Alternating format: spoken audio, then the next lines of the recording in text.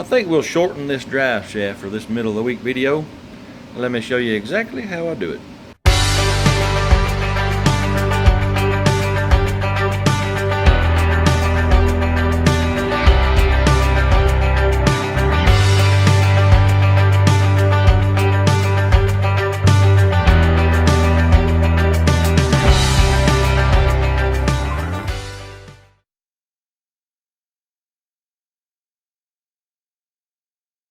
First thing I got to do is get this U-joint off and then go get a U-joint that will fit this yoke to this yoke because they're two different sizes, and I got to get this one out, get it measured, and then hopefully O'Reilly's will have one in stock.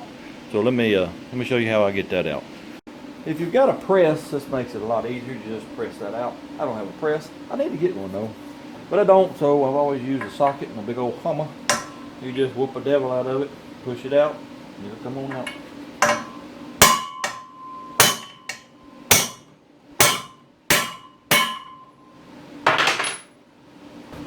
This cap didn't drive all the way through, so I got my smallest pair of chanty locks because the rest of my tools are in the back of my truck. Let's see if we can get that to come on out. Come on out. There we go. There we go. Now this one here ain't acting right. That hole, I guess I got to drive it back the other way. Sometimes they'll go far enough and you can just pick them out, pull that off. But this one, it doesn't want to behave.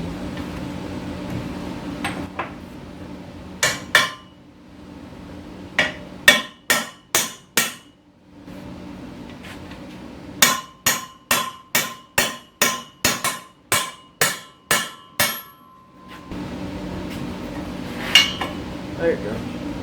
There she goes. Let me get a big punch and drive that on out.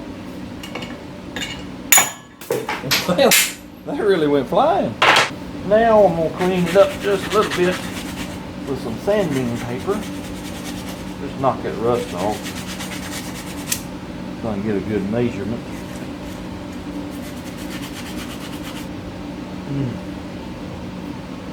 And there's boogered up a little bit. Let me get a round file.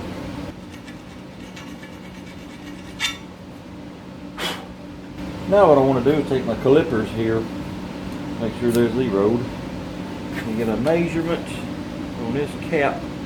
It is 1 inch and 185 roughly. Let's measure the other side. It is 1 inch and 187, so that's 1 inch and 3/16. This one here is 1 inch and 60, I believe it was. Yep, yeah, about 62. So what I got to do is get on O'Reilly's website and see if they've got a U-joint that'll work. If they do, I got to go get it. Just for your information, this part is a 1350. This part is a 1310. The MOW part number is a MOW 348. Spicer part number is 5-460X. Or if you're going to Ireland, it's the precision part, and that part number is also 348. So let me head to Ireland and get that, and I'll be right back. Here's another FYI for you. The spline count on this is 27, and the 350, the 700, I believe the 4L60E, the Power Glide, and the older 4-speeds. That's what this come out of. They're all the same spline count. I'm not sure about the OD. I think they're the same, except my truck used to be a half-ton, and it had a 700 in it, and it's got 27 spline, but the OD is a lot bigger. But it could be because it's 4-wheel drive. But anyway, I just thought y'all might want to know that. All right, here's my conversion U-joint. I don't know if y'all can tell. These are a lot smaller than this. That's because I got two different size yokes, 1310, 1350. What you do is you take both your caps off like that right there. You slide her on in about like that right there. Get you a cap, put it in here. I'm gonna whoop on this, drive it in, and well, I'll show you.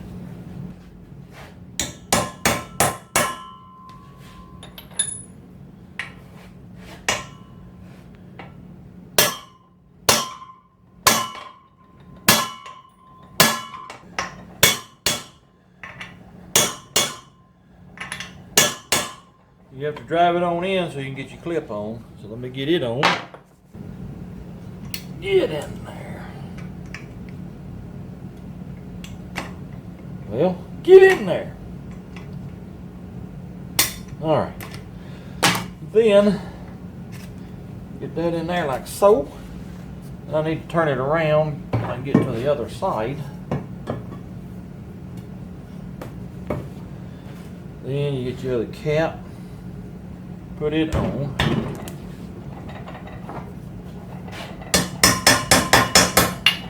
And whoop on it.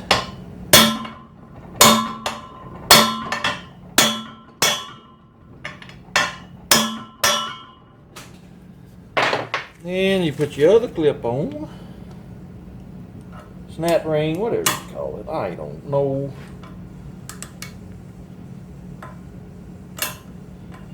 Now I get to do the other side. Now you take the caps off the other side and you gotta get it on like so. Then I gotta get her in the vise like so. And then it's the same procedure. Put your cap in and go to whooping on it a little bit.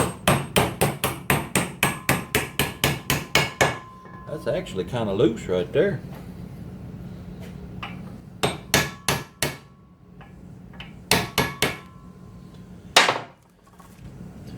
Put your snapping ring on, like that right there. Get in. Turn it around and do the same thing.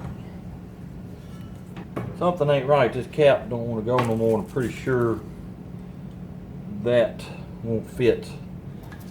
Let me try it, but I'm pretty sure it won't. No, it ain't gonna fit. I don't know what's going on.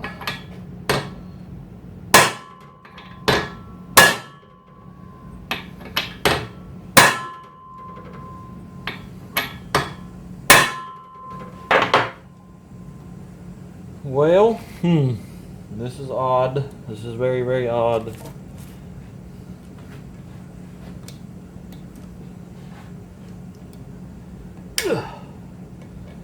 No, it ain't really going in. Let me pick on it some more. It went in. That's how you change your U-joint anyway. So now, what I gotta do is chuck this up in the lathe. So let's go over there and do that. Alrighty, I got it set up in the lathe, and I was checking the run out on this end right here. It's got, 7,000-8 thousandths run out. Maybe a little bit more. I think the spec is 10 thousandths or less. I'd have to look it up. But if I can get it around 10 thousandths right now, I'll be happy. So anyway, what I'm gonna do is I'm gonna try to lathe that weld off. If it don't act right, I'll just hit it with a grinder, and then we'll have to cut it off, where it's supposed to be, and then stick this piece here. I don't know, it may be that long. You'll stick it back in the drive shaft, put your dial indicator down here, and get it running true. You'll tack one side, and then you'll roll it over, and it'll be out around. You'll peck it with a hammer, get it back true, tack the other side, and then you'll do that 2 more times. And hopefully it's, within 10 thousandths or less run out, and then you weld it up.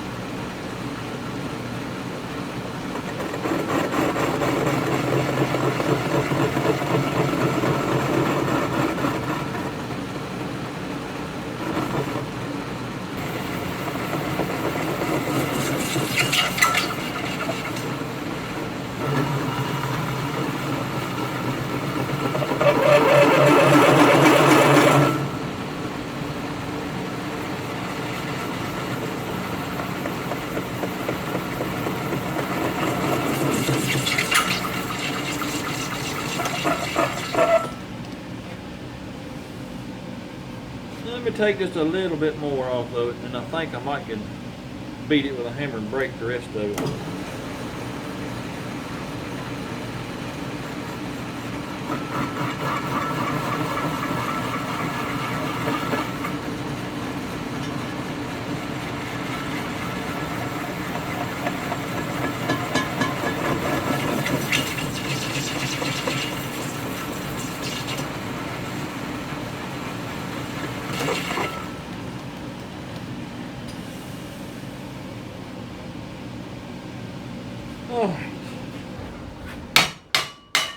There she is. I gotta clean the rest of that weld off of here.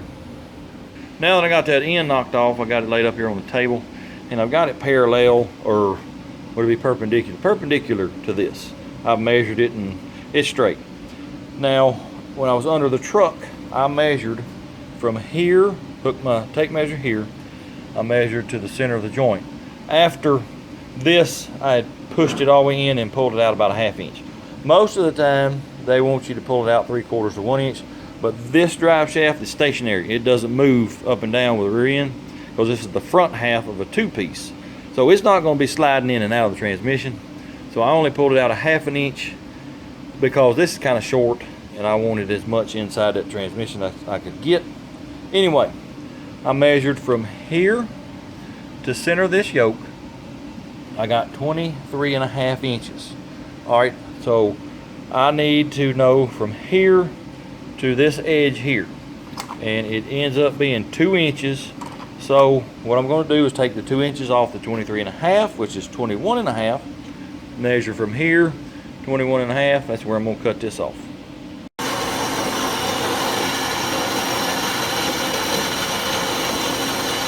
Well, the stupid bandsaw broke the blade again. I got about 2/3 of it cut. So I'm just going to take the old cut-off wheel, finish it up. It don't have to be perfect.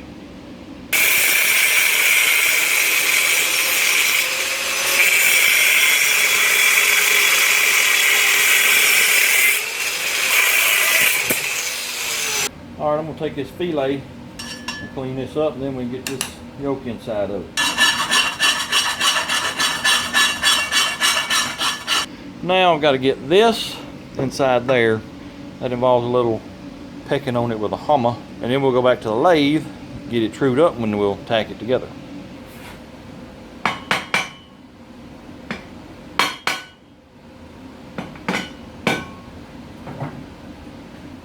Oh, I gotta get down here.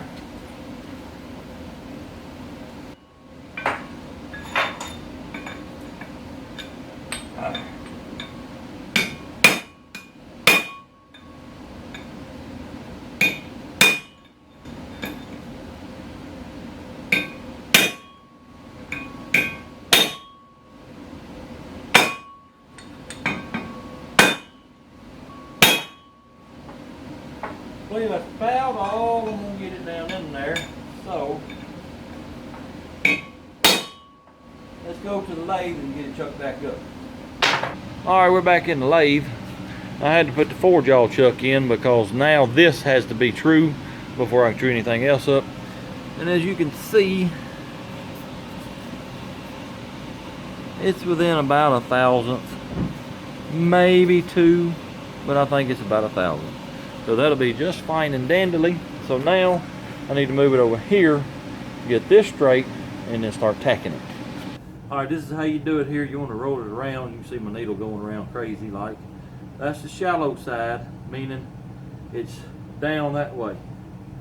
Then the fat side is about right in that area, meaning it's up this way too much. So what I want to do is peck on it right here with a hammer. Then you roll it around, find your fat spot again, right in there.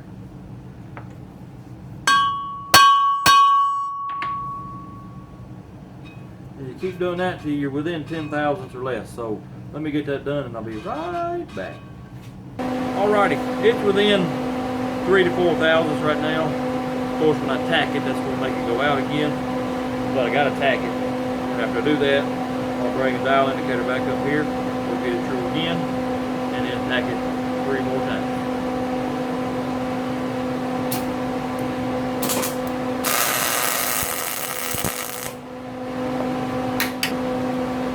Oops, got to take this off.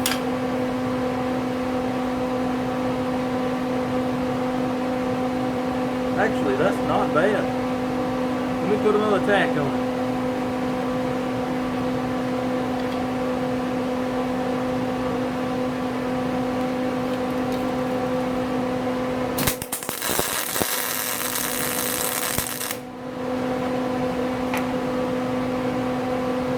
That's pretty close. That's within 2 to 3. Let me get that camera over here and I'll show you. Watch that needle right there.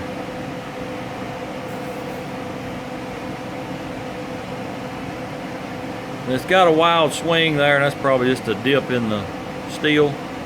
She's within 2 or 3 thousandths. So let me go ahead and get it tacked 2 more times, and then I'll start welding it. What in the devil?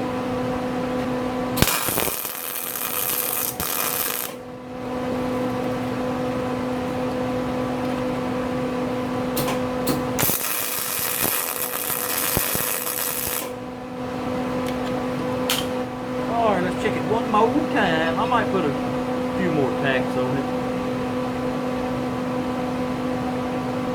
Shoot, this sucker's dead on. Let me tack a little more and then I'm gonna start welding it.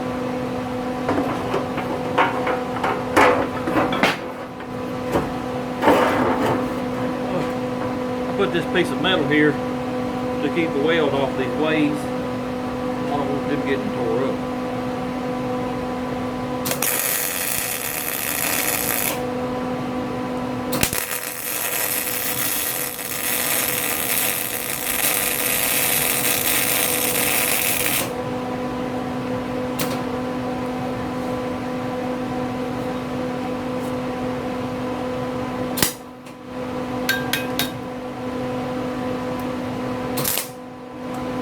The dead blame trigger's messing up.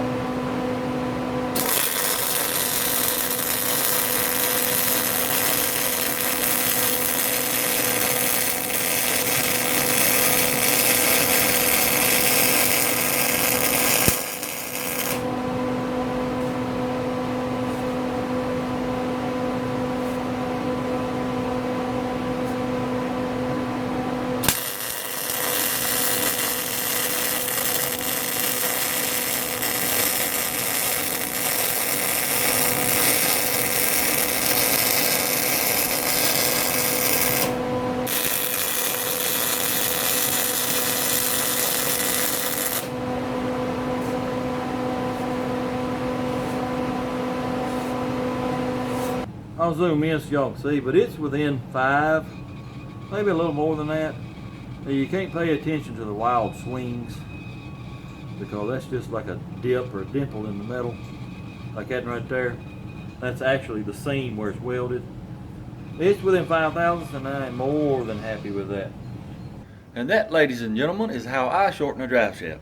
If you haven't figured it out yet, that drive shaft is for LockJaw. So let's go get it put on and get that truck out of the woods. Appreciate y'all watching. Peace.